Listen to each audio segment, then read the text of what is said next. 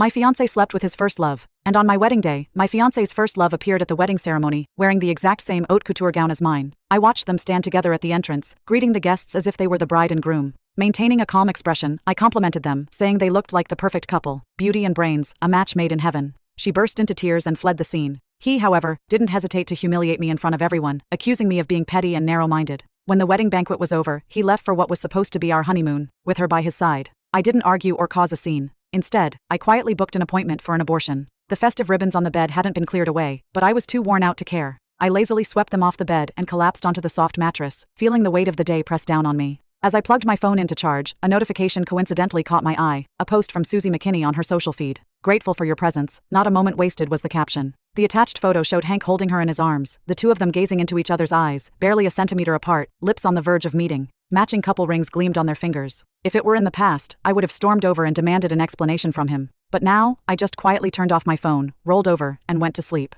The following days passed in silence. I didn't receive a single message from Hank. Instead, my feed was constantly flooded with Susie's updates, photos of them kissing, shopping, laughing together, as if flaunting their happiness for the world to see. I didn't react, didn't feel anger or sadness. Instead, I contacted a lawyer and began preparing for a divorce. Hank Dawson and I had been together for 8 years, since our university days. Although we had only recently hosted our wedding ceremony, in actuality, we had sealed our marriage legally right after graduation. It was a quiet, impulsive moment, no ceremony, no bridal gifts, no jewelry, just the reckless passion of two young lovers. But now, that passion had long since faded, leaving behind nothing but a mess to clean up. Nearly 2 weeks later, I was sitting at home, reviewing the draft my lawyer had prepared for the divorce. The house was quiet, but suddenly, the sound of a key turning in the lock broke the silence. I looked up, and there they were, Hank walking in hand with Susie. Our eyes met, and I saw a flicker of awkwardness flash across his face. He quickly let go of her hand, his voice strained as he tried to explain. "How many times do I have to tell you? There's nothing between me and Susie." I cut him off mid-sentence, tired of the same old lie. "You and her are just like brother and sister." "Yes, I know."